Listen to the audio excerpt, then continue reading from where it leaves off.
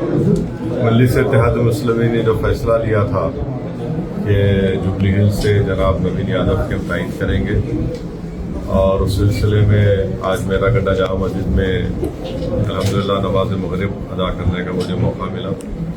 اس کے بعد میں ہمارے مرحوم رکن بلدیہ جناب شریف صاحب کے ان تمام دوست احباب ساتھیوں سے میری ملاقات ہوئی، اور پھر آج ہم اب ہمارے سابقہ رکن بلدیہ سینئر مجلسی قائد جناب جالی میاں صاحب کے ساتھ آئے ہیں۔ یہاں پر مجلس کے تمام ذمہ داروں سے ہماری ملاقات ہے، اور سب سے یہی اپیل کر رہے ہیں کہ جماعت کا فیصلہ ہے، عوام سے اپیل کر رہے ہیں کہ جوبلی ہلز میں ترقی کے لیے، ڈیولپمنٹ کے لیے یہاں کی ووٹرز بلا لحاظ مذہب و ملت مل کر ایک نوجوان کو کامیاب کریں تاکہ جوبلی ہلز میں ہم ڈیولپمنٹ کرا سکیں۔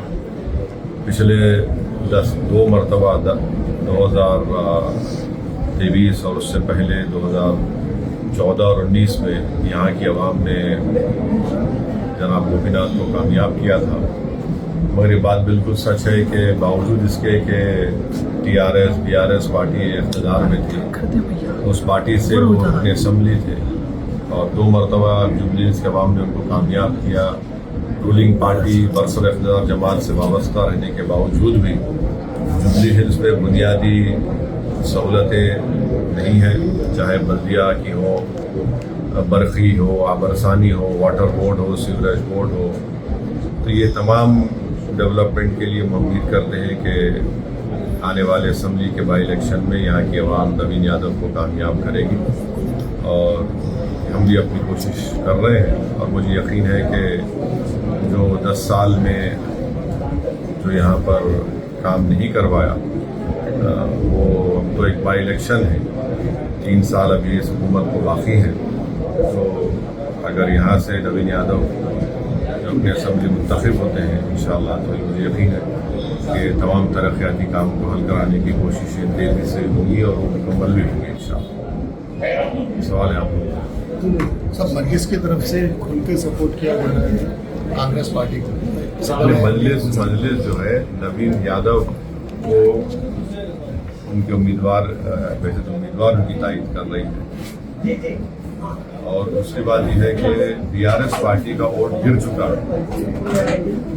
2023 کے اسمبلی انتخابات میں 37% BRS کا ووٹ تھا، پھر 2024 کے پارلیمنٹ الیکشن جب آئے ہمارے 4-5 مہینے کے بعد، وہ گر کے 17% پہ آ گئے۔ تیسری بات یہ ہے، عوام کو سمجھانے کے لیے کہہ رہا ہوں کہ سکندرآباد پارلیمانی حلقے میں جوبلی ہلز آتا ہے، تو جوبلی ہلز کے عوام نے سکندرآباد کی پارلیمانی حلقے میں جوبلی ہلز میں BJP کو کامیاب ہونے نہیں دیا۔ 1,08,000 قریب دانم ناگندر ووٹ ملے، جو کشن ریڈی کامیاب ان کو 70,000 قریب، اور 16-17,000 تو خالی BRS کینڈیڈیٹ پدما راؤ صاحب کو ملے۔ تو یہ ایک مثال ہے، اور اس سے ہٹ کر سکندرآباد اسمبلی حلقہ، پھر آپ دیکھ لیجئے امبرپیٹ، مشیر آباد، ان تمام مقامات پر یہاں پر تو BJP جیت گئی، اور TRS 30ویں نمبر پہ تھی۔ نامپلی میں ایک ہی حلقہ تھا اور جوبلی تھا جہاں پر BJP کو اکثریت نہیں ملی۔ تو امید کرتے کہ جو پارلیمنٹ الیکشن میں جوبلی کے عوام نے BJP کو ہرانے کے لیے متحدہ اپنے ووٹ کا استعمال کیا، اسی طرح کریں گے، اور BJP یہاں پر کامیاب ہوئی، BRS کا ووٹ ان کو ٹرانسفر ہو گیا۔ یہاں پہ کانگریس BJP اور MIM نہیں لڑ رہی ہے، BRS BJP اور کانگریس میں مقابلہ ہے، تو کانگریس کا مقابلہ کس سے رہے گا سر، BJP سے یا BRS سے رہے گا؟ BRS کا ووٹ گر چکا ہے، اور BJP پارلیمنٹ کے الیکشن آپ دیکھیں گے تو BJP ہے، تو اس لیے متحدہ ووٹ کا استعمال کریے، اور BJP کو ہرانے کے لیے، BJP کے بڑھتے ہوئے تلنگانہ میں ختموں کو اور ان کے عزائم میں ان کو ناکام کرنے کے لیے نوین یادو کو آپ اپنا ووٹ دیجیے۔ یہ ایک بائی الیکشن ہے، اس سے نہ حکومت بنے گی نہ حکومت گرے گی۔